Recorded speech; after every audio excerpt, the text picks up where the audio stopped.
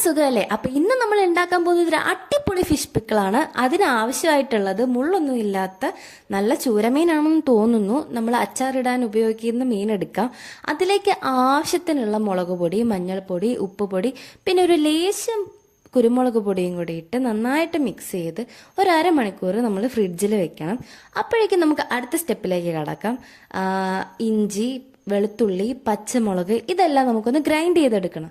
അതും പേസ്റ്റ് രൂപത്തിലാക്കാൻ പാടില്ല. അത് ഈ ഒരു രൂപത്തിലാണ് നമുക്ക് വേണ്ടത്. ഇനി നമുക്ക് എടുത്തു വെച്ചിട്ടുള്ള ആ ഫിഷ് ഒന്ന് ഫ്രൈ ആക്കി എടുക്കണം. അതിന് നിങ്ങൾക്ക് കോക്കനട്ട് ഓയിലോ സൺഫ്ലവർ ഓയിലോ ഏത് വേണമെങ്കിലും യൂസ് ചെയ്യാം. ഞാൻ യൂസ് ചെയ്യുന്നത് സൺഫ്ലവർ ഓയിലാണ്. അതിലേക്ക് നമ്മുടെ മീൻ എടുത്തിട്ടിട്ട് അതും ഒരുപാട് കുക്കാവാൻ പാടില്ല, ഒരുപാട് ഫ്രൈ ആവാൻ പാടില്ല.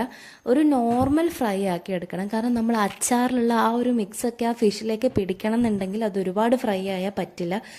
ഈ ഒരു രൂപത്തിലാക്കി നമ്മൾ ആ ഓയിലിൽ നിന്ന് എടുത്ത് മാറ്റി എടുത്ത് വെക്കണം. ഇനി നമുക്ക് അടുത്ത സ്റ്റെപ്പ് എന്ന് പറഞ്ഞാൽ ഞാനിവിടെ യൂസ് ചെയ്യുന്നത് കാശ്മീരി ചില്ലി പൗഡറാണ്. കാരണം കളറ് വേണം, പക്ഷെ നമുക്ക് ഒരുപാട് എരിവിൻ്റെ ആവശ്യമില്ല. ഇനി എരിവ് വേണം എന്നുള്ളവർക്ക് നോർമൽ മുളക് പൊടി യൂസ് ചെയ്യാം. അതിലേക്കൊരു ലേശം വിനീഗർ ഒഴിച്ച് ഇതാ ഈ ഒരു രൂപത്തിൽ നമ്മളൊന്ന് പേസ്റ്റ് പോലെ ആക്കിയെടുക്കണം. ഇനി നമുക്ക് അച്ചാറിടാൻ സ്റ്റാർട്ട് ചെയ്യാം. അതിനുവേണ്ടി ഞാൻ ആ ഫ്രൈ ചെയ്ത ഓയിലും ലേശം എടുക്കുന്നുണ്ട്, പിന്നെ കുറച്ച് ഓയിലും കൂടെ ആഡ് ചെയ്യുന്നുണ്ട്. അതിലേക്ക് നമ്മൾ ഗ്രൈൻഡ് ചെയ്ത് വെച്ചിട്ടുള്ള ആ ഒരു മിക്സ് ആഡ് ചെയ്ത് കൊടുക്കണം. പിന്നെ അടിയിൽ പിടിക്കാതെ നന്നായിട്ട് ഇളക്കി ഇളക്കി ഇളക്കി അതിലൊരു ഗോൾഡൻ ഷെയ്ഡ് വരുന്നവരെ നമ്മൾ ഇളക്കി കൊടുക്കണം. ഈ ഒരു ഷെയ്ഡ് വരുമ്പോഴേക്കും നമ്മുടെ ആ മുളക് പൊടിയുടെ മിക്സില്ലേ അത് ആഡ് ചെയ്ത് കൊടുക്കണം. പിന്നെ അതും കുറച്ചൊന്ന് മുളക് പൊടീൻ്റെ സ്മെല്ലൊക്കെ മാറി വരുമ്പോൾ കുറച്ച് കറി ലീഫ് ഇട്ട് നമ്മുടെ ഫിഷും അതിലേക്ക് ആഡ് ചെയ്ത് കൊടുക്കാം.